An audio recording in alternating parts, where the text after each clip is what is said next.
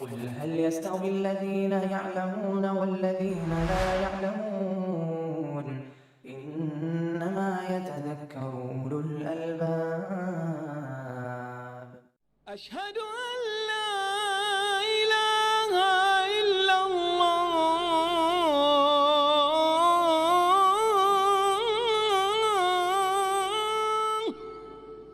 بسم الله الرحمن الرحيم. الحمد لله رب العالمين، والصلاة والسلام على نبينا محمد وعلى آله وصحبه أجمعين، أما بعد. باب الحیض، کتاب الطہارت کا یہ آخری باب ہے، اور اس کے بعد انشاءاللہ دوسرے چیپٹر میں کتاب الصلاۃ میں ہم داخل ہوں گے۔ حیض، حاض یحیض حیضا کے لغوی معنی ہوتے ہیں بہنے کے، بہاؤ کے، تیز بہاؤ۔ کہتے ہیں حاض الوادی، جب وادی میں سیلاب آ جائے، پانی بہ پڑے۔ اور اس لغوی معنی کو جو اصطلاحی معنی ہے حیض کا، یا حیض سے جو مراد ہے، جو menstrual بلڈ ہے، وہ بھی بہاؤ کے ساتھ آتا ہے اور قدرے گاڑھا ہوتا ہے، بہت پانی کی طرح پتلا نہیں ہوتا، قدرے گاڑھا ہوتا ہے، سیاہی مائل ہوتا ہے، بدبودار خون ہوتا ہے۔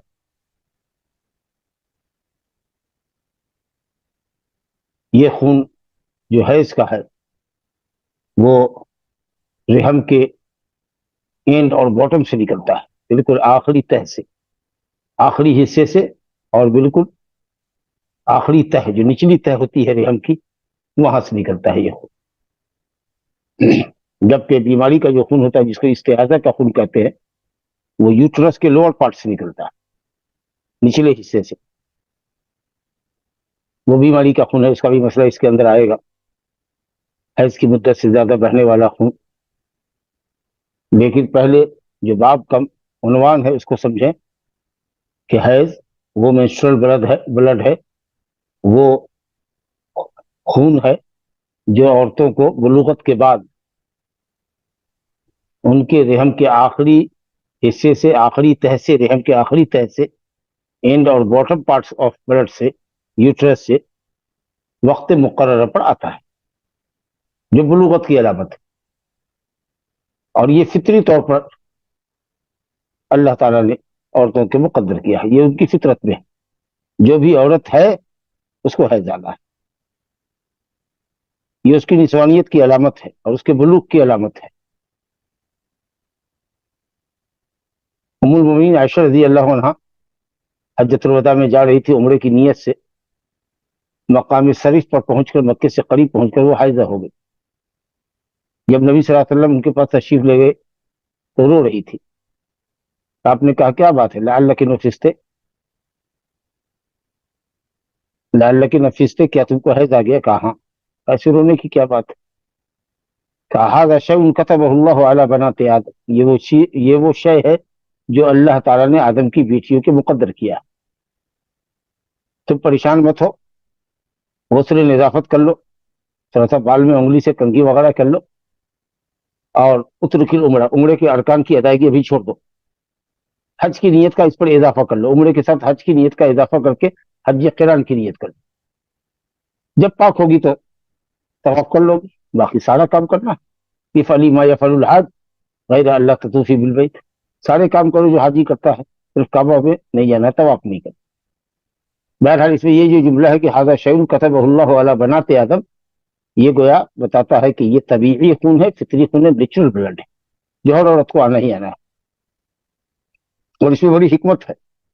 عورت جب حاملہ ہوتی ہے یا بچوں کو دودھ پلاتی ہے تو الحمدللہ یہی بلڈ جو حیض کی حالت میں اور دودھ پلانے کی حالت میں عام طریقے سے عورتوں کا رکا رہتا ہے، بچے کے لیے غذا کا کام دیتا ہے۔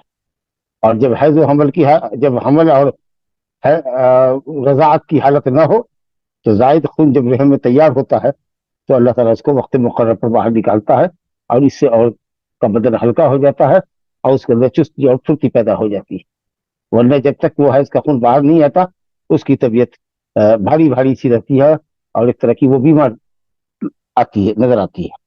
بہرحال تو اس میں حکمت ہے، اور نیچرلی خون ہے، اگر وہ عادت کے مطابق عورتوں کو آ رہا ہے اور انہوں نے اپنی سائیکل کو بگاڑا نہیں ہے، دوا وغیرہ کھا پی کر کے عورتیں ماہواری کی شیڈول کو بگاڑ دیتی ہے، اگر نہ ہو تو کوئی آنا، کوئی تاب، کوئی پریشانی بھی نہیں اس خون کے اندر نہیں ہے الحمدللہ۔ لیکن حکم کیا ہے شریعت کا؟ یہ حکم یہ ہے کہ وہ خون ناپاک ہے، اور اس کی وجہ سے محل دم جو ہے حیض کی حالت میں عورت کی شرمگاہ مردوں کے لیے استعمال کرنا حرام ہے۔ اور بھی شرعی احکام ہے، نماز حرام ہے اس حالت میں، روزہ رکھنا حرام ہے، روزہ رکھے گی نماز رکھی تو باطل، بلکہ گنہگار ہوگی جان بوجھ کے اگر کرتی ہے تو، لیکن نماز کی قضا نہیں کرے گی، روزے کی قضا کرے گی۔ شوہر کے لیے حرام ہے، مسجد میں جا نہیں سکتی سوائے اس کے کہ مرور ہو، گزر ہو، بیٹھ نہیں سکتی، کعبہ میں داخل نہیں ہو سکتی، طواف نہیں کر سکتی وغیرہ۔ تو یہ ماہواری کا خون ہے جو ناپاک خون ہے۔ اللہ تعالیٰ نے فرمایا یسألونک عن المحیض قل هو اذی، کہیے کہ وہ تکلیف دہ خون ہے، ناپاک ہے، گندا خون، نجس ہے۔ فاعتزلوا النساء فی المحیض، عورتوں سے حیض کے دنوں میں یا حیض کی حالت میں یا محل حیض سے جہاں سے حیض نکلتا ہے، مردوں کو کہیے کہ وہ الگ رہے، دور رہے، مکمل دوری نہیں اختیار کرنی ہے جیسا کہ یہود کیا کرتے تھے۔ جب ان کی عورتیں حائض ہوتی تھی تو گھر سے نکال دیتے تھے، نہ ساتھ کھاتے تھے، نہ ساتھ بیٹھتے تھے، نہ ساتھ بستر پر سوتے تھے، گھر سے باہر ایک چھوٹی سی جھوپڑی بنا کر کے اس کو دے دیتے تھے، اس کا برتن، اس کا پیالہ، اس کا گلاس یا جو بھی پانی پینے کا برتن رہا ہو وہ سب کو الگ کر دیتے، اتنا اس کو مکروہ جانتے، ناپسندیدہ عورت کو سمجھتے ہیں اس کی حالت میں۔ ہمارے یہاں یہ ہے کہ کھایا بھی ہے، ساتھ میں پیا بھی ہے، ایون عورت کے ساتھ آپ لیٹ بھی سکتے ہیں، چمٹ کے سو بھی سکتے ہیں، صرف وہ محل خاص جو ہے فرج وہ مرد کے لیے حرام ہے حیض کی حالت میں، نہ وہ استعمال کرے اور نہ عورت کو چاہیے کہ مرد کو حیض کی حالت میں اس کو استعمال کر دے۔ حضرت عائشہ رضی اللہ عنہ کی حدیث آئی ہے، اس باب میں پہلی حدیث ہے، ان فاطمہ بنت ابی حبیش سألت النبی صلی اللہ علیہ وسلم فقالت انی استحاض فلا اطهر افأدع الصلاة قال لا ان ذلك عرق ولكن دعي الصلاة قدر الايام التي كنت تحيضين فيها ثم اغتسلي وصلي، وفي رواية وليست بالحيضة فإذا أقبلت الحيضة فاترك الصلاة فيها فإذا ذهب قدرها فاغسلي عنك الدم وصلي۔ عائشہ رضی اللہ عنہ کہتی ہیں کہ فاطمہ بنت ابی حبیش رضی اللہ عنہ، فاطمہ بنت ابی حبیش رضی اللہ عنہ نے نبی صلی اللہ علیہ وسلم سے سوال کیا، فقالت، تو کہا، انی استحاض فلا اطہر، انی استحاض فلا اطہر،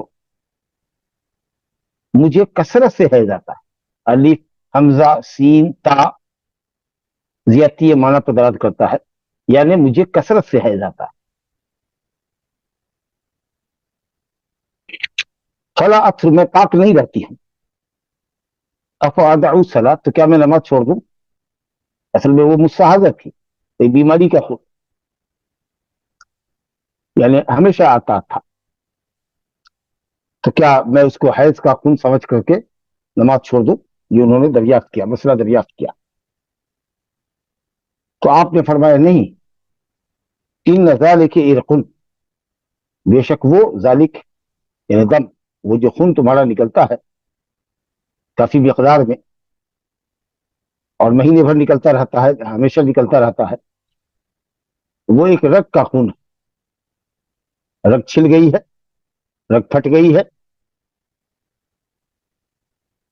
لوور پارٹ میں یوٹرس کے، جس کی وجہ سے وہ خون آ رہا ہے، گویا وہ طبیعی خون نہیں ہے، وہ menstrual بلڈ نہیں ہے، حیض نہیں ہے، وہ بیماری کا خون ہے، رگ سے جاری ہونے والا خون ہے، دم حیض نہیں ہے۔ تب کیا کرنا ہے ایسی عورت کو جس کو مسلسل بلڈ جاری ہے؟ کہا وَلَٰكِن دَعِ الصَّلَاةَ قَدْرَ الْأَيَّامِ الَّتِي كُنتِ تَحِيضِينَ فِيهَا، ہاں ایسا ہے کہ جتنے ایام بیماری شروع ہونے سے پہلے جتنے ایام میں تم حائضہ ہوا کرتی تھی، جو تمہارا پیریڈ ہوتا تھا، مثال کے طور پر اگر 5 دن تمہاری عادت تھی 1 तारीख से 5 तारीख तक या 7 तारीख तक 7 दिन आता था मिसाल के तौर पर, तो हर महीने के वो अय्याम जिनमें तुम हाइजा हुआ करती थी बीमारी लगने से पहले, उन अय्याम को हैज के अय्याम शुमार करो, और उन अय्याम के खून को हैज शुमार करने के नतीजे में नमाज छोड़ दो। दाई सलात, उतरो की सलात, कदर अय्याम, उतने दिन जिनमें तुम हैजा हुआ करती थी। फिर जब वो अय्याम गुजर जाए, मिसाल के तौर पर 7 दिन तुम्हारा हो जाता था, 8वें दिन तुम पाकी देख लेती थी, तो 7 दिन के बाद तुम 8वें दिन में गुस्ल करो और नमाज पढ़ो।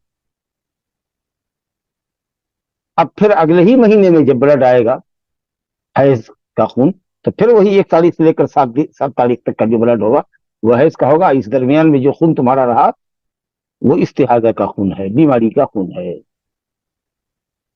जिसमें तुमको नमाज पढ़नी है।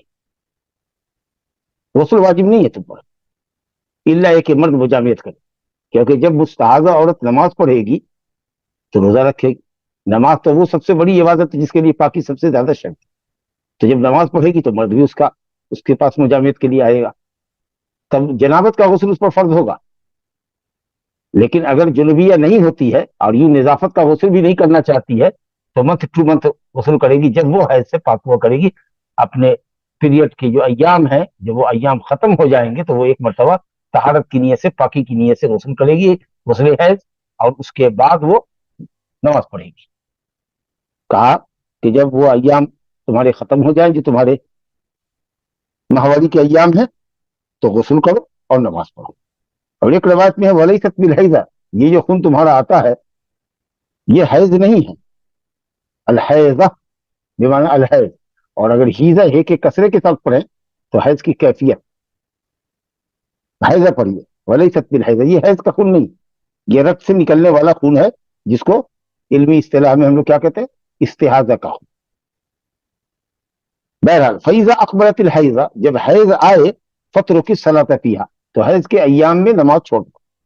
फैजा ज़हब कदरुहा, जब हैज के अय्याम की जो गिनती है तुम्हारी, पहले से जो तुम्हारा साइकिल चल रहा है, जो तुम्हारा पीरियड चल रहा है, 5 दिन या 7 दिन या 10 दिन, जो भी आदत थी बीमारी लगने से पहले, उतने दिन तुम नमाज को छोड़ दो।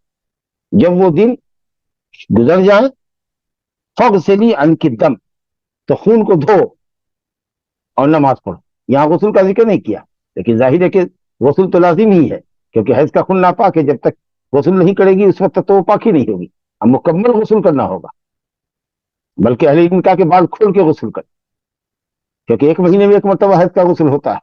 बहुत साफ सुथरे तरीका से गुस्ल करे और जिस्म से खून को धोए। तो मतलब ये है कि गुस्ल करो और जिस्म के जिस हिस्से में, जिस पार्ट में खून लगा हुआ है उसको भी रगड़ के धो।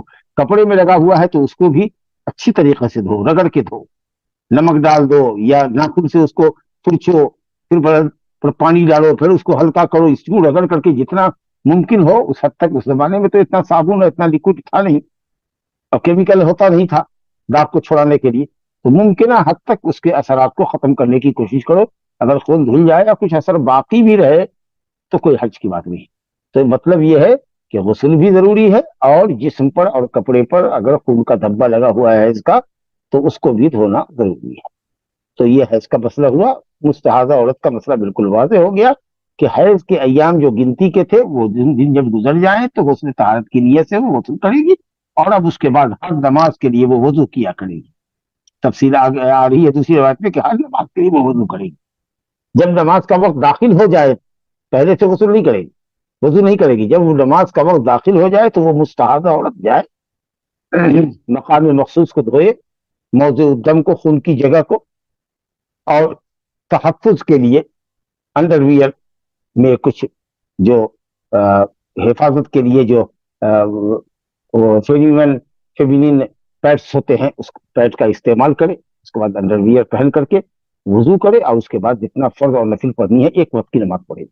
फिर जब असर का वक्त आएगा तो फिर दोबारा जा करके शर्मगाह को धोएगी। अगर पैड खून से आलूदा है तो उसको बदलेगी, फिर उसको नया पैड इस्तेमाल करेगी, फिर वजू करेगी, फिर नमाज पढ़ेगी। हर वक्त के लिए उसको वजू करना, गुस्ल वाजिब नहीं है। लेकिन हाँ, हमना बिनते जहश को नबी सल्लल्लाहु अलैहि वसल्लम फरमाया, जैसा कि सुनन में रवायत है, कि अगर तुम चाहो तो 2 नमाजों को इकट्ठा करके पढ़ो और गुस्ल कर लो।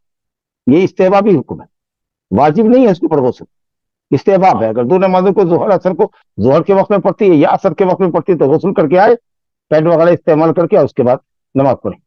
مغرب عشاء کو ایک ساتھ پڑھے، چاہے مغرب کے وقت میں پڑھے یا مغرب کو عشاء کے وقت لے جائے، اور فجر کے لیے غسل کرے، کوئی یومی یا 3 غسل.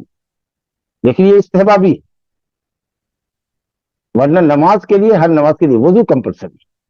ایک وضو سے کئی وقت کی فرض نہیں پڑ سکتی، ہر وقت اس کو وضو کرنا پڑے گا. اور یہی حکم اس شخص کا ہے جس کو پیشاب کے قطرے مسلسل ٹپکنے کی بیماری ہے. ہر وقت وہ نماز کے وقت میں جائے گا، شرمگاہ دھوئے گا، پھر اس میں کچھ روئی وغیرہ لپیٹ کر کے انڈر ویئر پہنے، اس کے بعد نماز پڑھے. اگر نماز کے درمیان بھی قطرے ٹپکتے ہوں تو الحمدللہ کوئی حرج نہیں اس کی نماز میں. تو بہرحال اچھا، یہ خاتون اگر ہر نماز کے لیے شرمگاہ دھونے میں، پیڈ بدلنے میں، وضو کرنے میں اگر الجھن اور مشقت محسوس کرتی ہو تو جمع بین صلاتین بھی کر سکتی ہے، اور غسل کی بھی ضرورت نہیں، صرف وضو کرے گی، دو نمازوں کو اکٹھا پڑھے اگر اس کو مشقت ہو تو. اور اگر مشقت نہیں ہے، ماشاءاللہ ہر وقت نماز پڑھ سکتی ہے، اور وہ حفاظت کے لیے جو اپنا ہے اس کا پیڈ وہ چینج کر لے گی، اور اس کے بعد وضو کر کے ہر وقت کی نماز وقت وقت پہ پڑھ سکتی ہے، تو یہی متعین ہے کہ وہ وقت پر پڑھے. لیکن اگر ہر وقت کی نماز کے لیے وضو کرنا اور صفائی ستھرائی اپنے جسم کی کرنا مشکل گزرے تو دو نمازوں کو بھی اکٹھا کر کے پڑھ سکتی ہے، اور صرف وضو سے ہی پڑھ سکتی ہے. غسل کرتی ہے تو اچھا ہے، نہیں تو صرف وضو کافی ہوگا. فغسلی الکتاب وسل. تو یہ اس مستحاضہ عورت کا مسئلہ تھا، اور آپ نے سمجھ لیا کہ دونوں خون کے اندر فرق ہے. حیض کا خون ناپاک ہے، جبکہ یہ استحاضہ کا خون اگر جسم میں اور کپڑے میں لگا ہوا ہو تو اہل علم نے کہا ہے کہ یہ ناپاک نہیں ہے، لیکن اس کو ہر نماز کے لیے وضو کرنا ضروری ہے. یا دو نمازوں کو اکٹھا کر کے پڑھے تو وضو کرے، لیکن شرمگاہ دھو کر کے وضو کر کے نماز پڑھنا. لیکن اگر وہ استحاضہ کا خون جسم میں اگر لگا ہوا ہے، کپڑے میں لگا ہوا ہے تو کوئی حرج نہیں ہے، لیکن صرف تحفظ کے لیے، تاکہ ایسا نہ ہو کہ نماز کی حالت میں زانو وغیرہ پر بلڈ ٹپک جائے اور اس کے بعد وہ زمین پر یا مصلی پر ٹپک جائے، اس کے لیے حفاظت کرنے کا معاملہ کیا گیا ہے. تو یہ حیض اور نفاس کے خون کی حیثیت آپ نے سمجھی. گویا کہ مستحاضہ عورت پاک عورت کے حکم میں نماز بھی پڑھے گی، روزہ بھی رکھے گی، مصحف شریف کو بھی چھوئے گی، شوہر بھی اس کا پاس آئے گا، لیکن یہ ساری کچھ چیزیں حیض نہیں کر سکتی. صرف قرآن مجید پڑھ سکتی ہے، کیونکہ ممانعت کی جو حدیث ہے وہ صحیح نہیں ہے. اسے قرآن پڑھ سکتی ہے زبانی، دیکھ کے پڑھے گی تو اگر ہاتھ پہ ریہل پر رکھتی ہے، پینسل وغیرہ سے ورق کو لٹتی ہے، یا دستانہ پہنتی ہے، یا کہ ہاتھ پر کوئی رومال وغیرہ کوئی کپڑا رکھ کر کے مصحف شریف کو رکھتی ہے اور کسی قلم کے سہارے سے اس ورق کو الٹتی ہے، یا دستانہ سے پہن کر کے الٹتی ہے، تو انشاءاللہ تعالیٰ اس حالت میں بھی قرآن چھو سکتی ہے. لیکن ڈائریکٹلی ہاتھ سے مصحف شریف کو جو غیر مترجم ہے قرآن مجید کو، جس میں اکثر آیات ہیں یا پورا ورق آیت ہے، اس کو وہ چھو نہیں سکتی. لیکن تفسیر کی کتاب ہے، آیت 2 آیت ہے، لیکن پورا ورق میں ترجمہ تفسیر ہے. اس طریقے سے 1 پارے کی تفسیر ہے، یا 2 پارے کی، یا 3 پارے کی تفسیر ہے، اور 500 ورق ہے، تو ظاہر ہے کہ آیات کم ہے اور میننگ اور مطلب زیادہ ہے، تو اس کو چھو سکتی ہے. یا فقہ وغیرہ کی اسلامی دینی کتاب پڑھ سکتی ہے، یا اس کو ہاتھ میں لے سکتی ہے، زبانی قرآن پڑھ سکتی ہے، یا موبائل سے پڑھ سکتی ہے. چلیے، تو بہرحال دوسری حدیث دیکھیے، عائشہ رضی اللہ عنہا ہی سے روایت ہے، کہتی ہیں ان ام حبیبہ استحیضت 7 سنین، اللہ، فسألت رسول اللہ صلی اللہ علیہ وسلم عن ذلك فأمرها أن تغتسل فقال هذا عرق، قالت فكانت تغتسل لكل صلاة. عائشہ رضی اللہ عنہ کہتی ہے کہ ام حبیبہ رضی اللہ عنہ، ام حبیبہ نبی صلی اللہ علیہ وسلم کی اہلیہ رملہ بنت ابی سفیان، استحیضت 7 سنین، 7 سال تک ان کو استحاضہ کا خون جاری رہا، لگاتار یہ خون میں پڑی رہی 7 سال. فسألت رسول اللہ صلی اللہ علیہ وسلم عن ذلك، انہوں نے رسول اللہ صلی اللہ علیہ وسلم کے اس کے متعلق پوچھا. یہ نہ سمجھا جائے کہ 7 سال کے بعد پوچھا شروع میں ہی جب یہ بیماری اور یہ عارضہ لاحق ہوا. بس اما عائشہ رضی اللہ عنہ ان کے استحاضے کی مدت بتا رہی ہیں کہ 7 سال تک یہ بیماری ان کے ساتھ لگی رہی، اس کے بعد جا کے وہ ختم ہوا. بہرحال انہوں نے مسئلہ جب دریافت کیا تھا نبی صلی اللہ علیہ وسلم سے، اول امر میں، شروع ہی معاملے میں جب بیماری لگی تھی، تو آپ نے کہا تھا فأمرها أن تغتسل، کہا تھا کہ غسل کر لو، یعنی حیض سے پاک ہونے کے بعد طہارت کا ایک غسل کرو، اور فرمایا تھا کہ هذا عرق، یہ رگ سے نکلنے والا خون ہے، یہ لوور پارٹ سے نکلتا ہے، یہ حیض نہیں ہے، یہ فطری خون نہیں ہے تمہارا، نیچرلی بلڈ نہیں ہے تمہارا جو عورتوں کو آتا ہے حیض. एक मरतबा गुस्ल करो हैज से पाक होने के बाद। लेकिन इनका अपना इज्तिहाद था, ये हर नमाज के लिए गुस्ल करते, ये नबी साहब ने नहीं फरमाया। इसलिए औरत पर हरगिज हर नमाज के लिए गुस्ल नहीं है, बल्कि दो नमाजों को भी इकट्ठा करने की सूरत में गुस्ल वाजिब नहीं है, सिर्फ वजू जरूरी है, हर नमाज के लिए वजू जरूरी है। और बाकी तफसीलात तो हम आपसे जिक्र कर चुके हैं। तीसरी हदीस इस बाब में यह है, आयशा रज़ी अल्लाह अन्हा से रवायत है, ये रवायत भी अम्मा आयशा रज़ी अल्लाह अन्हा से ही है। क़ालत कहती हैं, कुन्तु अग़तसिलु अना व रसूलुल्लाह सल्लल्लाहु अलैहि वसल्लम मिन इनाइन वाहिदिन किलाना जुनुबुन व काना यअमुरुनी फ़अत्तज़िरु फ़युबाशिरुनी व अना हाइद व काना युख़रिजु रअसहु इलय्या व हुवा मुअतकिफ़ुन फ़अग़सिलुहु व अना हाइद। हदीस में तीन बातें जिक्र की। आयशा रज़ी अल्लाह अन्हा कहती हैं कि मैं और रसूलुल्लाह सल्लल्लाहु अलैहि वसल्लम एक ही बर्तन से गुस्ल किया करते थे और हम दोनों जुनबी थे, यानी मुजामियत के नतीजे में जो गुस्ल वाजिब होता है जुनबी पर, तो हम दोनों एक साथ ही गुस्ल किया करते थे। जो हदीस हम जनाबत के बाब में भी पढ़ चुके हैं कि मियां बीवी एक साथ गुस्ल कर सकते हैं, एक दूसरे की शर्मगाह देख सकते हैं, और कहा था कि अली इल्म ने कहा है कि ये मवद्दत और मोहब्बत की दलील होती है, और चाहे तो यके बाद दीगरे भी करे, मर्द कर ले तो औरत करे, या औरत कर ले तो मर्द करे। हजरत मैमूना रज़ी अल्लाह अन्हा ने कहा था उस बकेट के बचे हुए पानी के मुतालिक, या रसूलल्लाह मैंने इससे जनाबत का गुस्ल किया, तो आपने कहा इन्नल माअ ला युजनिब, तुम्हारी जनाबत इस पानी में सराय थोड़ी करेगी, तो आपने इस्तेमाल किया। और ये भी बताया था कि जिस हदीस में आया है कि औरत मर्द के बचे हुए पानी से और मर्द औरत के बचे हुए पानी से गुस्ल न करे, उसको हम कराहत पर महमूल कर लें या अफजलियत पर महमूल कर लें। बेहतर यह है कि दोनों एक साथ करें। वल यख्तलिफा जमीअन, उसी हदीस में तो हदीस कमजोर है, दूसरी ये कि दोनों एक साथ करें, एक साथ चिल्लू लें। तो कभी ऐसा होता कि आप पहले ले लिए होते, अम्मा आयशा हाथ डाल रही होती, या आप हाथ डाल रहे होते, वो चिल्लू में पानी लेकर के बाहर आ रही होती, अपने हाथ को बाहर निकाल रही होती, तो हाथ टकराता है। वकानत ऐदीना तख्तलिफ, एक दूसरे से टकराता, तो हम कहते दाली दाली, पानी हमारे लिए भी छोड़िए, हमारे लिए भी छोड़िए। ये मोहब्बत की अलामत होती है एक साथ। बहरहाल तो दोनों मियाँ बीवी एक साथ वसूल कर सकते हैं।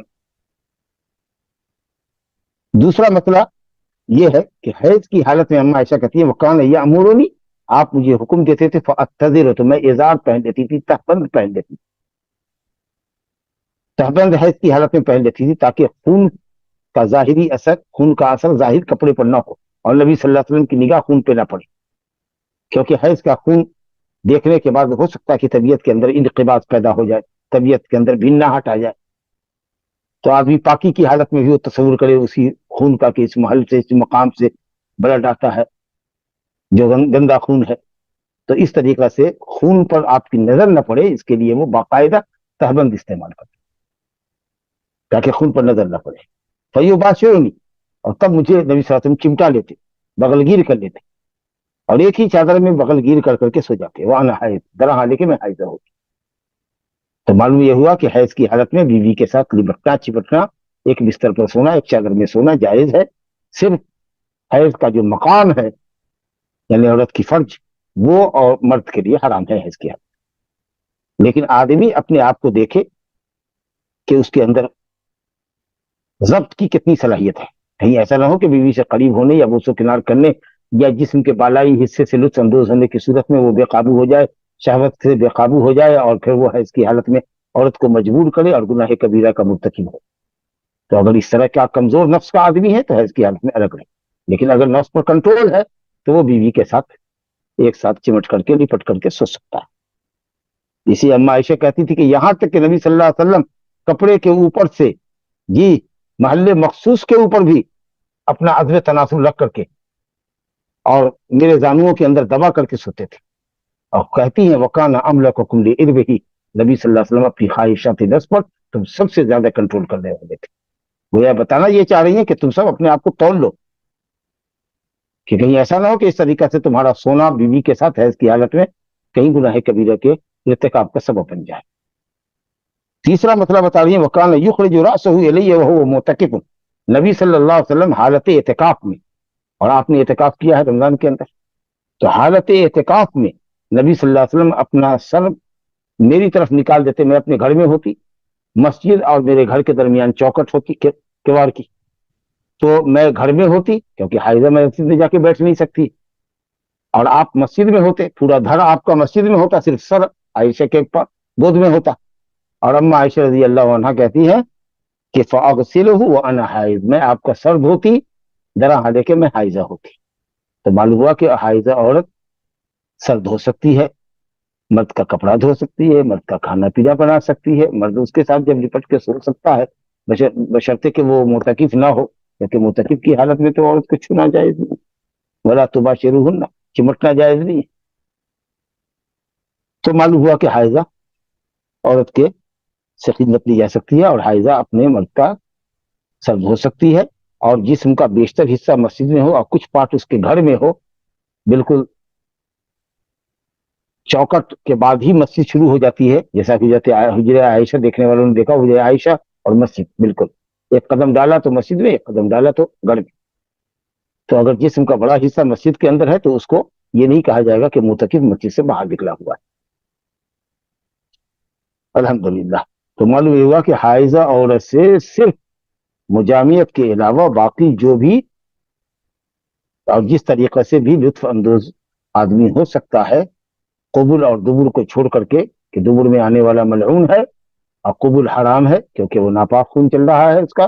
اللہ نے کہا فاعتزلوا النساء فی المحیض ولا تقربوهن حتى يطهرن, قریب مت ہو, یعنی مجامعت مت کرو یہاں تک کہ وہ پاک ہو جائے, حیض سے پاک ہو جائے. اور پھر حیض سے پاک ہو ہی نہیں, آگے ہے فاذا تطہرن, جب وہ غسل کر لیں, فاتوهن من حيث امركم اللہ, تو اس مقام میں آؤ جہاں آنے کا اللہ نے حکم دیا ہے, یعنی قبل میں. تو غسل کے بعد ہی عورت حلال ہے. اب عورت کی پاکی حیض سے کیسی سمجھی جاتی ہے؟ عورتوں کی اپنی اپنی عادت ہوتی ہے, فطرت ہوتی ہے. کچھ عورتوں کے اندر ہوتا ہے جفاف, خشکی آتی ہے, دیکھتی ہے کہ بلڈ نہیں آ رہا ہے, روئی وغیرہ کا ٹکڑا اندام میں نہانی میں ڈالا, اور اس کے بعد کچھ دیر کے بعد اس کو نکال کے دیکھا, اگر اس کو کوئی خون کا اثر نہیں ہے, کوئی زردی نہیں ہے, کوئی سرخی مائل گوشت کا دھون جیسا ہوتا ہے, جس پانی سے گوشت کو دھوتے ہیں تو پانی جو ہلکا سا لال ہوتا ہے, تو نہ گہرا لال ہے, نہ ہلکا لال ہے, نہ یلو کلر کا کوئی پانی اس کے اوپر روئی پر لگا ہوا ہے, بالکل صاف ستھری روئی کا ٹکڑا اندر سے نکلا ہے, اس کا مطلب پاک ہے. اور اکثر عورتوں کو یہ ہوتا ہے کہ قصہ بیضا, سفید پانی آتا ہے, جو علامت ہوتی ہے کہ اب رحم خون سے پاک ہو گیا, صاف ہو گیا. وہ تھوڑا سا پانی ہوتا ہے, سفید پانی جیسے منی ہوتی ہے. بعض علماء نے کہا مالکیہ نے کہ وہ پیشاب کی طرف سے ہوتا ہے. بہرحال تھوڑا پیلا مائل ہو یا سفیدی مائل ہو, وہ علامت جو ہوتی ہے جس کو قصہ بیضا کہتے ہیں, یہ علامت پاکی کی ہوتی ہے. اب اس کے بعد عورت غسل کر لے, اور پھر اس کے بعد اگر وہ پیلا پانی یا سرخی مائل پانی دیکھتی ہے تو اس کا کوئی اعتبار نہیں. لیکن اگر روئی ڈالا ہے اس نے, اور روئی کے اندر وہ پانی لگا ہوا ہے, پیلا یا ریڈ کلر کا پانی لگا ہوا ہے, تو اس کا مطلب ہے کہ ابھی وہ نہانے میں جلدی نہ کرے, غسل کرنے میں جلدی نہ کرے, ابھی اس کا حیض ختم نہیں ہوا, یہاں تک کہ مکمل خشکی ہو اور کسی طرح کا کوئی اثر روئی پر دکھے نہیں, یا پھر یہ ہے کہ سفید پانی آ جائے تو سمجھ جائے کہ وہ پاک ہو گئی. اس کے بعد غسل کرے, پھر نماز, اور پھر مرد کے لیے بیوی کا استعمال جائز ہوتا ہے. تو آپ نے سمجھ لیا کہ جو نبی ایک ساتھ غسل کر سکتے ہیں میاں بیوی حیض کی حالت میں, انڈر ویئر میں پیڈ وغیرہ لگا کر کے, اگر وہ تحفظ کر کر کے اگر وہ مرد کے ساتھ سوتی ہے, مرد کو اپنے اوپر قدرت ہے کہ وہ اللہ کی حدود کو چھلانگ نہیں لگائے گا, تو وہ اپنی پر چمٹ کے سو سکتا ہے. اور عورت معتکف کا سر دھو سکتی ہے. آگے دیکھیے ایک حدیث اور عائشہ رضی اللہ عنہ سے روایت ہے. ماشاءاللہ اس باب میں حضرت عائشہ رضی اللہ عنہ کی حدیث ہے پوری کی پوری. حضرت عائشہ رضی اللہ عنہ سے روایت ہے, چوتھی حدیث ہے اس باب کی. کان رسول اللہ صلی اللہ علیہ وسلم یتکئ فی حجری ویقرأ القرآن وانا حائض. عائشہ رضی اللہ عنہ کہتی ہیں کہ رسول اللہ صلی اللہ علیہ وسلم میرے گود میں ٹیک لگاتے تھے. گود میں ٹیک, گود کہتے ہیں سینہ اور رانوں کے درمیان کا جو حصہ, ران کے درمیان اور سینے کے درمیان کا جو یہ حصہ ہے, اس کو گود کہتے ہیں. تو نبی صلی اللہ علیہ وسلم میرے سینے پر, میرے پیٹ پر ٹیک لگائے ہوئے ہوتے تھے. فیقرأ القرآن, اور قرآن آپ پڑھتے تھے, وانا حائض, درا حالے کہ میں حائضہ ہوتی. تو حائضہ کے جسم سے لگ کر کے آدمی قرآن پڑھ سکتا ہے. اس کا مطلب یہ ہوا کہ حائضہ کا پورا جسم ناپاک نہیں. اسی لیے ایک مرتبہ نبی صلی اللہ علیہ وسلم نے مسجد سے کہا تھا کہ حائضہ عائشہ چٹائی دو. تو حضرت عائشہ نے کہا کہ میں حائضہ ہوں. تو آپ نے کہا ان حیضتک لیست فی یدک, تمہارا ہے تمہارے ہاتھ میں تھوڑی ہے. تو جسم کا جو حصہ بھی ہے جس پہ خون نہیں لگا ہوا ہے، کپڑا کا جو حصہ جو جس پہ خون نہیں لگا ہوا ہے، وہ حصہ بہرحال پاک ہے. تو اس کو چھوئے اگر تو کوئی حرج نہیں. جیسے تم بیڈ پر نماز پڑھا کرتے تھے، کتاب الصلاۃ میں آئے گا، اور آپ کی چادر حائضہ عورت کے بدن پہ پڑتی تھی، جو آپ کے بغل میں آپ کی زوجہ سوئی ہوتی تھی، کوئی حرج نہیں. اگر خون نہیں لگتا ہے آپ کو تو الحمدللہ آپ کا جسم، آپ کا کپڑا پاک ہے. تو اس طریقے سے، اور یہ بھی معلوم یہ ہوا کہ محل نجاست سے قریب ہو کر کے قرآن پڑھا جا سکتا، کیونکہ جہاں آپ کا سر ہوتا تھا، گود میں سر رکھے ہوئے تھے، وہاں سے محل مخصوص جہاں سے خون حیض کا آتا ہے وہ قریب ہے. تو نجاست کی جگہ سے قریب ہو کر قرآن پڑھ سکتے ہیں، اور حائضہ عورت کے بدن پر ٹیک لگا کر کے قرآن پڑھ سکتے ہیں. اس کا یہ مطلب نہیں ہے کہ حائضہ عورت خود نہیں پڑھ سکتی ہے، وہ بھی پڑھ سکتی ہے. زبانی یاد ہو تو پڑھ ہی سکتی ہے، موبائل سے پڑھ ہی سکتی ہے، اور ایون مصحف شریف سے بھی اگر پڑھے گی جبکہ دستانہ ہو یا کوئی کپڑا ہاتھ پہ رکھے، اور یا ریحل پہ رکھے اور قلم پنسل کے سہارے سے وہ رکھو الٹے، الحمدللہ کوئی اچھی بات. اب باقی ہم نے جیسا کہ بتایا کتب تفسیر، کتب فقہ، دینی مسائل کی کتابیں تو پڑھ ہی سکتے. حیض کی حالت میں نماز نہیں پڑھ سکتی، روزہ نہیں رکھ سکتی، کعبہ میں داخل نہیں ہو سکتی، مسجد میں داخل نہیں ہو سکتی، اس کا مرد اس کے پاس نہیں آ سکتا. یہ سب مشہور احکام ہے جو حیض پر مرتب ہوتے ہیں. آگے ایک روایت دیکھیے، فرق ہے کہ حائضہ حیض کی حالت میں نماز نہیں پڑھتی ہے، روزہ بھی نہیں رکھتی.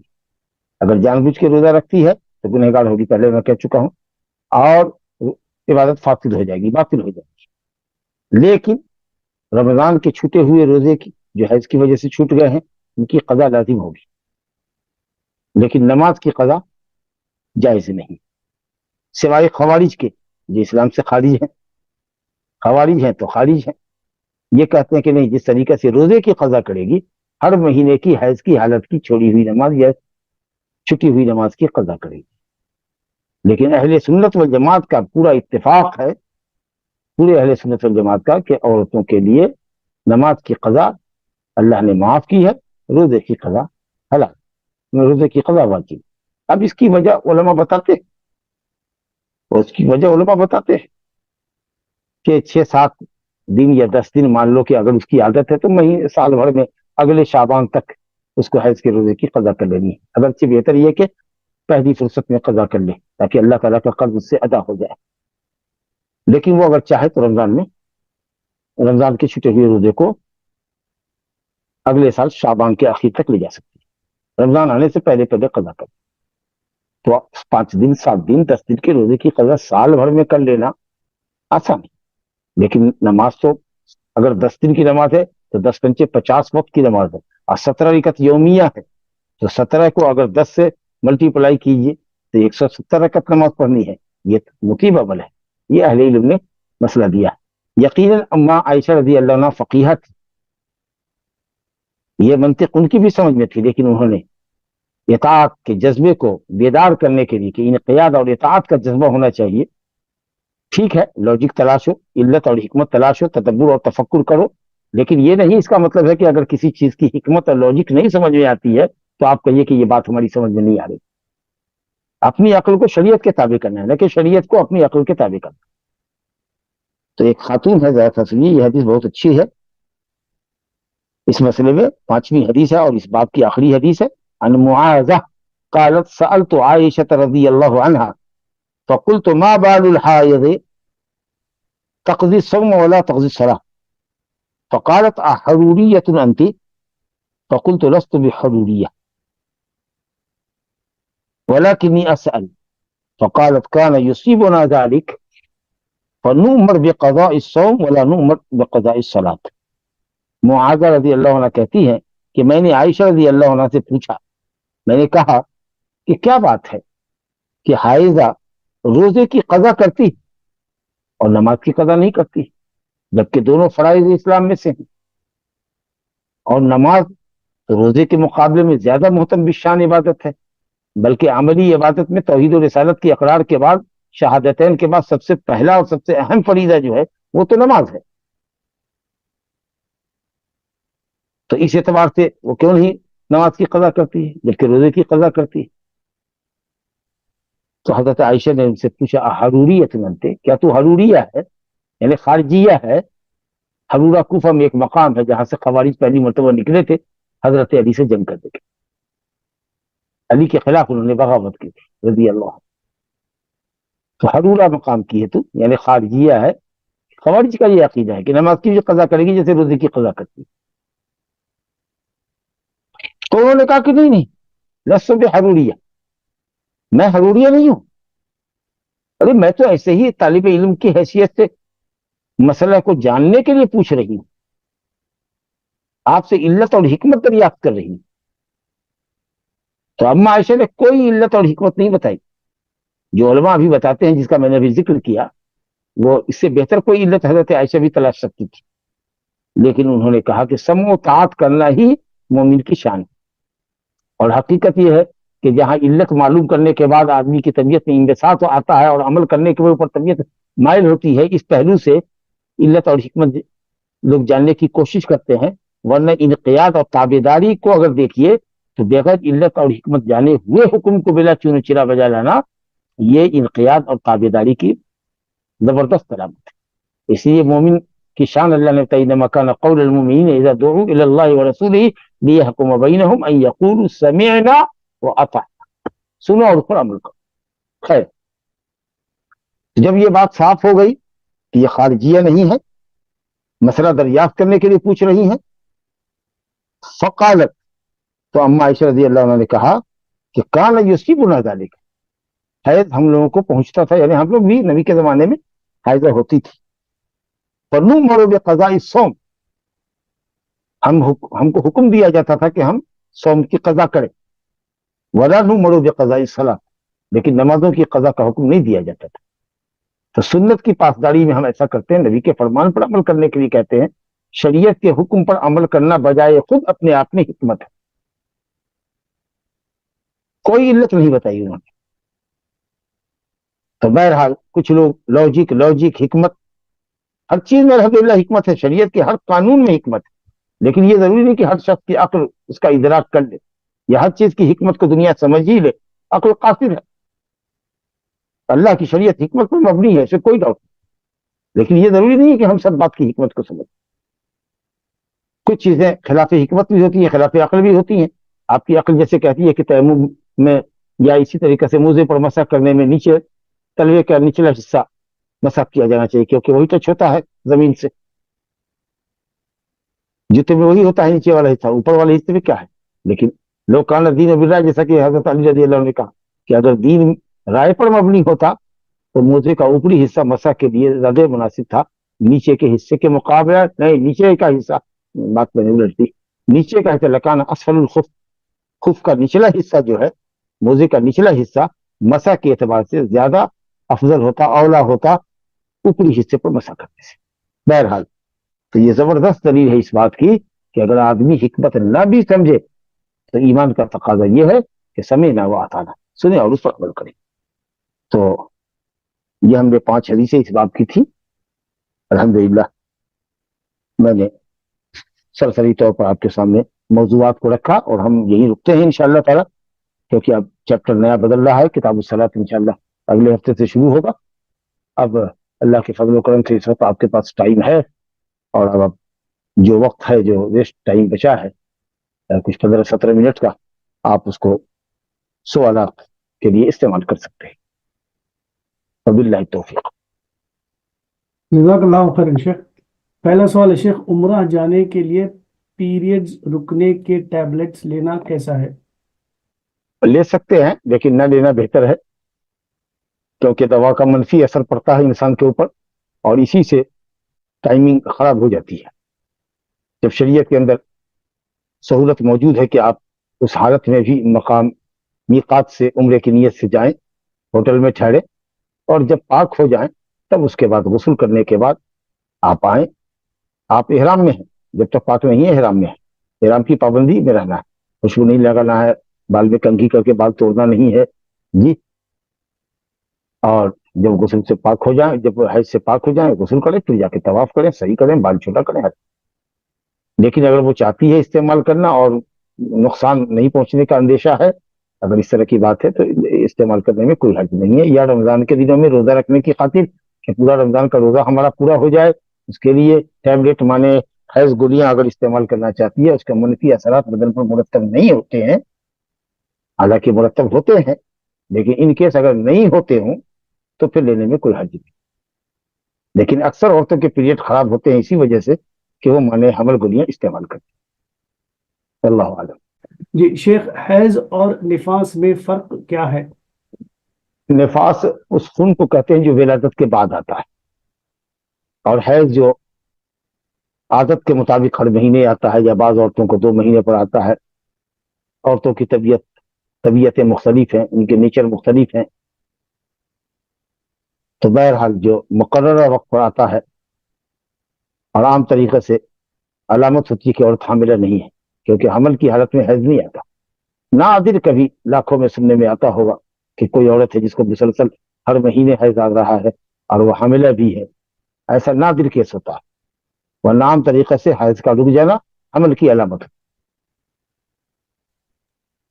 جی شیخ، اگلا سوال ہے شیخ، السلام علیکم شیخ، حیض سے پاکی کے غسل کا طریقہ الگ ہے یا کچھ دعا بھی ہے؟ کوئی بھی دعا نہیں ہے، نیت کر کے جانا ہے جیسے جنابت کا غسل کیا تھا. شرمگاہ کو اچھی طریقے سے صاف کرنا ہے، بلٹ وغیرہ جسم پر لگا ہوا ہے اس کو صاف ستھرا کرنا ہے، 1 سے 1 صابن ہے، اور اس کے بعد بسم اللہ کر کے کلی اور ناک میں پانی ڈالنا ہے.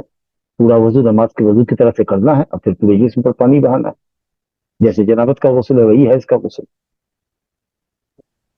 جی اگلا سوال ہے شیخ، پیریڈز اگر لمبے چلے جائے جیسے 15 دن، بیچ میں کوئی صفائی کی علامت نہ دکھے تو کتنے دن کے لیے حیض کی حالت میں رہنا ہوگا؟ وہی ہے اس کی حالت جو پہلے سے تھی. اگر پہلے سے عادت آپ کی 5 روز ہے، 7 روز ہے، 9 روز ہے، 10 دن ہے، تو وہ 10 دن پیریڈ مانا جائے گا. اس کے بعد استحاضہ کا خون ہوگا. اہل علم نے کہا کہ 15 دن سے زیادہ اگر خون آتا ہے تو اس کو استحاضہ کا مانتے. لیکن اگر کسی عورت کی عادت ہے شروع سے ہی کہ وہ 15 دن 16 دن پیریڈ میں ہوتی ہے اور 14 دن وہ پاک رہتی ہے یا 13 دن پاک رہتی ہے، اگر یہی اس کی عادت ہے تو یہ اس کی حیض ہے. کیونکہ حیض کی اقل مدت اور اکثر مدت حدیث سنی، اگرچہ فقہا نے کہا ہے کہ کم سے کم 1 دن 1 رات 24 گھنٹہ اور زیادہ سے زیادہ 15 دن، لیکن اس پر کوئی دلیل نہیں ہے. عادت اگر اس کی ہے 5 روز کی تو 5 ہی دن اس کا کاؤنٹ ہوگا. قدر الایام التی کنت تحیدینٹی، ان ایام میں نماز چھوڑے رہو جن ایام میں تو پہلے چھوڑے رہتی تھی بیماری سے پہلے، تو اس سے زائد خون آ رہا ہے تو وہ استحاضہ.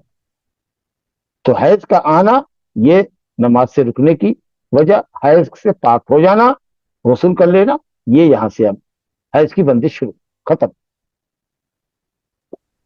جی شیخ، اگلا سوال ہے، حیض کی حالت میں جمع کرنے پر 4 گرام گولڈ پینلٹی ہے، کیا یہ صحیح ہے؟ ہے پینلٹی ہے، اور اللہ سے توبہ بھی کرنا ہے. جی کیا اور وہ اگر 4 گرام سے عورت بھی اگر رضامند ہے تو اس کو بھی دینا ہوگا، دونوں کو کفارہ دینا ہوگا. لیکن اگر عورت نہ کرتی رہی، انکار کرتی رہی، لیکن مرد نے زور زبردستی کی تو گناہ کبیرہ کا مرتکب ہوا. اللہ تعالیٰ سے توبہ استغفار کرے. 1 دینار یا آدھا دینار اختیار ہے، اگر صاحب حیثیت ہے تو 1 دینار کرے 4.5 گرام سونا، اور نہیں تو اس کا آدھا گرام، اس کا آدھا 2.25 گرام.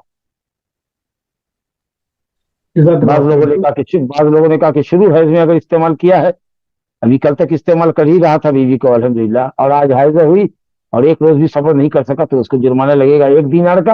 اور 7 دن 8 دن اگر بیوی حیض رہتی ہے تو کئی دن چکے ہو گئے ہیں، ہو سکتا ہے کہ وہ اپنی شہوت پر قابو نہیں رکھ سکا، تو اس وجہ سے اس کو آدھا دینار ہونا چاہیے. بہرحال اختیار ہے دینار اور نصف دینار، 1 دینار خرچ کرے گا یا آدھا دینار. جی اگلا سوال شیخ، السلام علیکم ورحمۃ اللہ وبرکاتہ. شیخ اگر حیض وجہ سے عورت کے 6 روزے چھوٹ جائے، کیا پہلے وہ شوال روزے رہ کر پھر بقیہ وقت چھوٹے روزے الحمدللہ ہے؟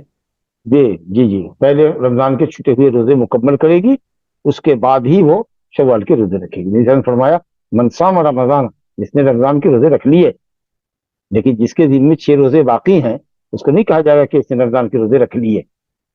رکھ لیے کا مطلب یہ کہ مکمل رکھ لیے، تاکہ وہ 1 مہینہ 10 مہینے کے برابر ہو. اور پھر اس کے بعد 6 روزے رمضان کے روزے کے پیچھے اس نے رکھے، پیچھے لگائے، کنٹینیو کیا یا ڈسکنٹینیو کیا، لیکن شوال میں کیا 2 تاریخ سے. تو یہ 6 روزے 60 दिन के बराबर हुए, क्योंकि नेकियां 10 गुना होती हैं, तो 2 महीने हो गए, तब तो साल भर का रोजा समझा जाएगा।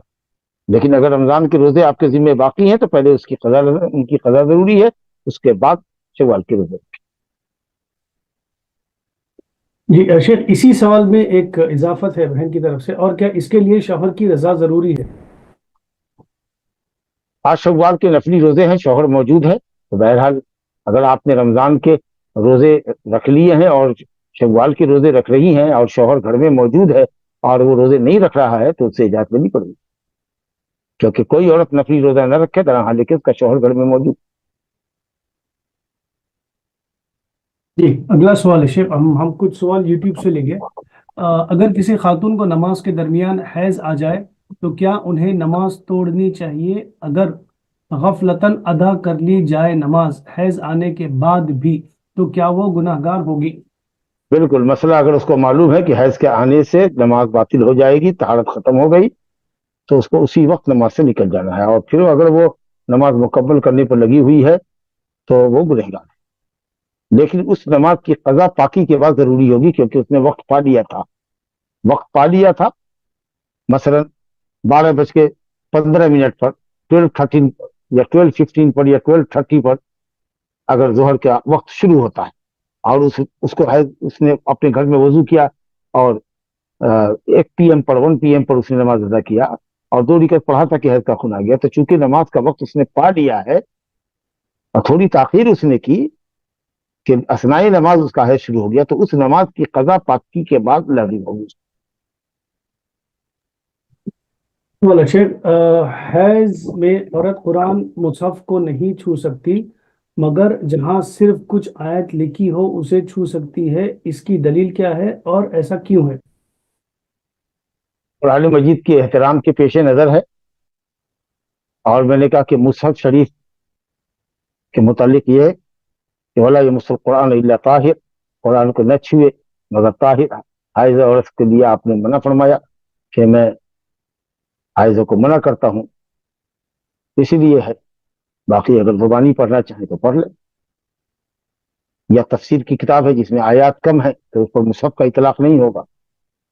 लेकिन अगर मान लीजिए कि तर्जुमा मुख्तसर में 3-4 सतर नीचे के अंदर फुट नोट है, आप पूरा ऊपर से कुरान है, तो ज्यादा हिस्सा कुरान का है और कम हिस्सा गैर कुरान का है, तो उसका इतलाक कुरानी का होगा। नहीं इस्तेमाल कर सकते, नहीं छू सकते, डायरेक्ट नंगे हाथ से मुसहफ को नहीं छू सकते, आयतों को टच नहीं कर सकते, वर्क को छू नहीं सकते। जी अगला सवाल है शेख, शेख हैजा औरत का मुसहफ ना छूने के पीछे क्या हिकमत है, जबकि पहले तो मुसहफ होती भी नहीं थी? मुसहफ तो थी ना, मुसहफ तो मतलब ये कि कुरान मजीद जिस हिस्से पर लिखा हुआ हो, जिस हिस्से पर कुरान लिखा हुआ हो उसको न छुए। आज तक छूने की ममानियत हदीस में आई है, इसलिए नहीं छुए। पढ़ने के सिलसिले में जो ममानियत की हदीस है वो सही नहीं, इसलिए पढ़ना जायज। हैज की हालत में मुबाशरत हो जाए और उनके पास देने के लिए कुछ ना हो तो क्या किया जाए? अल्लाह ताला से तौबा इस्तगफार करे, जब ताकत होगी वो कफ़ारा उसके ऊपर वाजिब है, जब इस्तिताअत होगी तो उसको अदा करेगी। बाज़ उलमा ने कहा कि हदीस ऑथेंटिक नहीं है, हालांकि कई तुरुक से आने की वजह से ऑथेंटिक है, लेकिन अगर कोई हदीस को ज़ईफ समझता है और नहीं देना चाहता है तो न दे, तौबा इस्तगफार करे। लेकिन राजिह कौल ये है कि उसके जिम्मे वाजिब होगा, उसको उसकी अदायगी पर अगर कुदरत हो तो ठीक है, नहीं अगर काबिल हो सका तो अल्लाह माफ करेगा। अगला सवाल है शेख, क्या हैज के गुस्ल के बाद मस्क या खुशबू लगाना सही हदीस? अल्हम्दुलिल्लाह हदीस में है मौजूद, हत्ता कि वो औरत जो मुहिद्दा हो, इहदाद में हो, इद्दत वफात गुजार रही हो, शौहर की वफात के बाद अगर उसकी माहवारी है और जारी है और वो गस्ल करती है, तो रूई के अंदर खुशबू लेकर हाथ के जरिए हो या किसी आले के जरिए हो, तनासली आज़ा के अंदर, फर्ज दाखिल के अंदर इत्र आलूदा रूई का हिस्सा अंदर ले जाकर वो शर्मगाह को साफ कर सकती है, मुअत्तर कर सकती है। ये वो औरत के लिए भी हुक्म है जो कि इद्दत गुजार रही है। तो जो औरत माशाल्लाह मुहिद्दा नहीं है, इहदाद की हालत में नहीं है, इद्दत की हालत में नहीं है, तो उसके लिए तो ये बहुत अच्छी और मुस्तहब सुन्नत है कि वो शर्मगाह दाखिल और खारिज पे खुशबू मले, ताकि जिस्म के अंदर की जो बदबू है وہ پورے طریقے سے ظاہر، اور مرد کو کسی طریقے کی کوئی قباحت اس کے پاس آنے کے وقت محسوس نہ۔ جی اگلا سوال ہے شیخ، شیخ حیض ختم ہونے کے بعد بغیر غسل کے اگر میاں بیوی جمع کر لے تو گناہ کبیرہ ہوگا کیا؟ جی جی ہوگا گناہ کبھی۔ فَإِذَا تَطَهَّرْنَ فَأْتُوهُنَّ مِنْ حَيْثُ أَمَرَكُمُ اللَّهُ، غسل کر لیں تب آؤ۔ جی اگلا سوال ہے شیخ، حیض کے غسل میں بھی وضو کرنا واجب ہے کیا؟ نہیں، پہلے بھی بتا چکے ہیں کہ وضو کرنا واجب نہیں ہے، پورے جسم کی طہارت واجب ہے، لیکن کلی کرنا، ناک میں پانی ڈالنا، جب تک نہیں آپ ڈالیں گے کلی ناک میں پانی نہیں ڈالیں گے تو ایسے پانی خود سے منہ میں اور ناک میں نہیں گھسے گا، تو اسی لیے بسم اللہ کر کے طہارت کی نیت سے کلی ناک میں پانی ڈالیں، پورے بدن کو بلے، اور اس سے پہلے محل مخصوص کو، شرمگاہ کو صاف کر لیں۔ اگر وضو مکمل کر لیتے ہیں اس کے بعد نہاتے ہیں، غسل کرتے ہیں تو یہ افضل ہے، لیکن اگر وضو نہیں کیا ہے آپ نے، طہارت کی نیت سے آپ نے کلی ناک میں پانی ڈال لیا ہے، غسل کر لیا، اور نیت ہے کہ اس غسل کے بعد ہم جا کر مصلی پر کھڑے ہوں گے، تو آپ بغیر دوبارہ وضو کیے ہوئے نماز پڑھ سکتی ہیں، جیسا کہ جنبی کر سکتا ہے۔ جی شیخ، پہلے حیض کے بعد دعوت کرنا کیسا ہے؟ لا حول ولا قوت الا باللہ، کوئی ایسی بات نہیں ہے، یہ سب اس مناسبت کی دعوت اچھی نہیں ہے، بلکہ شرم اور حیا کی بات ہے کہ کسی کے گھر میں لڑکی بالغ ہو گئی ہے، اس کو حیض آ گیا ہے، یہ سب چیزیں ایسی ہے جن کا ذکر کرنے میں بھی شرم آتی ہے، اللہ یہ کہ آدمی مسئلہ مسائل پوچھنے کے لیے عالم سے صراحتاً پوچھتا ہے، اور صحابیات پوچھا کرتی تھی، ورنہ کنائی طور پر معاملہ کرنا چاہیے، یہ اچھی چیز نہیں ہے اور اس کی کوئی شرعی حیثیت نہیں۔ اگلا سوال ہے شیخ، وتر کی نماز کی حالت میں حیض آیا ہے تو وتر کی قضا کرنا ہے یا نہیں؟ ضروری نہیں ہے، وتر سنت ہے، موقع ہے، چاہیں گے تو قضا کر لیں گے، نہیں کریں گے تو کوئی حرج نہیں، وہ فرض نہیں ہے، واجب نہیں۔ جی شیخ، حیض کی حالت میں نکاح پڑھا سکتے ہیں کیا؟ پڑھا سکتے ہیں، لیکن بیوی سے مجامعت تو حرام ہے، جیسا کہ ہم لوگ جانتے ہیں، تو عام طریقے سے علماء نے بہتر کہا ہے کہ پاکی کی حالت میں نکاح ہو تاکہ مرد اپنی بیوی کے پاس جا سکے، لیکن اگر معلوم کرا دیا جائے شوہر کو کہ ساتھ پیریڈ سے گزر رہی ہے اور وہ کہے کوئی حرج نہیں ہے، ہم انتظار کریں گے ملاقات کے لیے پاکی کا، نکاح پڑھایا جائے تو الحمدللہ کوئی حرج کی بات۔ جی السلام علیکم ورحمۃ اللہ وبرکاتہ شیخ، ایک منتھ میں 2 بار پیریڈ آئے تو پہلے شوال کا روزہ رکھ سکتے کیا؟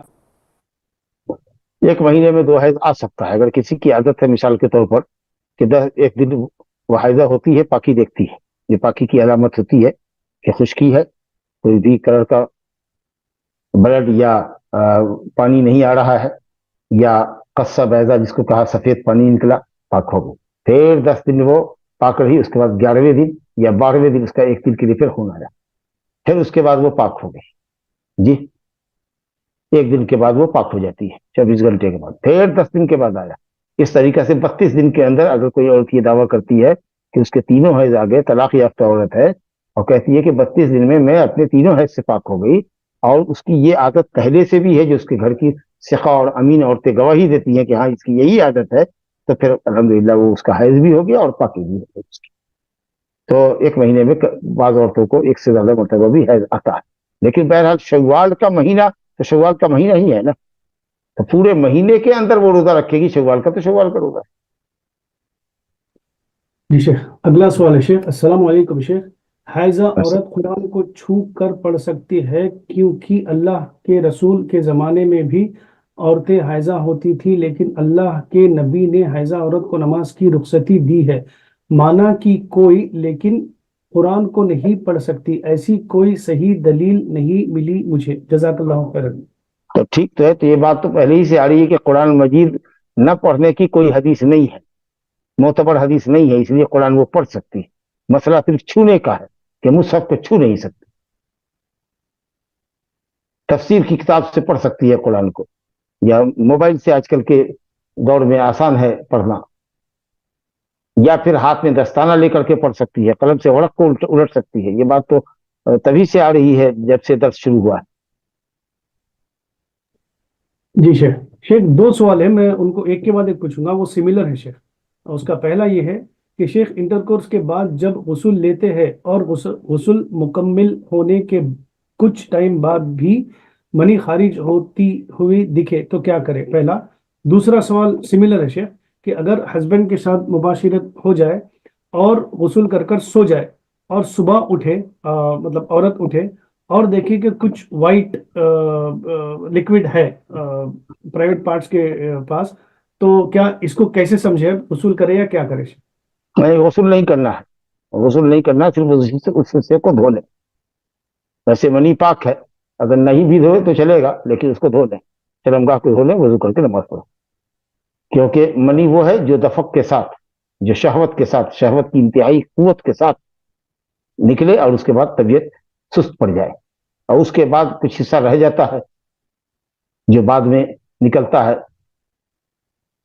تو اس کا حکم منی کا نہیں ہے، وہ رکا ہوا حصہ ہے، شہوت کے ساتھ وہ نہیں نکلا ہے دوبارہ سے، اس لیے وہ منی ہے، لیکن غسل واجب کرنے والی منی نہیں ہے. جو منی غسل کو واجب کرتی ہے وہ ہے جو دفق کے ساتھ نکلے، قوت کے ساتھ، شدت شہوت کے ساتھ. اور ایک سوال شیخ، کیا رمضان کے قضا روزوں کو ایام 20 کے روزوں کے ساتھ نیت کر رکھ سکتے ہیں کیا؟ قضا کی نیت ہوگی، قضا کی نیت ہوگی. راجح قول یہ ہے کہ سنت اور فرض دونوں کی نیت اکٹھا نہیں کر سکتے. ایام 20 میں رکھیے یا جب بھی آپ رکھیے، لیکن آپ کی نیت قضا کی ہونی چاہیے، قضاء رمضان کی ہونی چاہیے. بارک اللہ فیکم شیخ. اور کوئی سوال نہیں ہے؟ حیاکم اللہ، جزاکم اللہ خیر. لا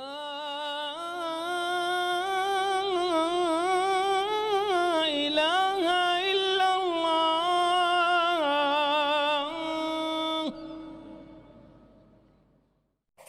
قل هل يستوي الذين يعلمون والذين لا يعلمون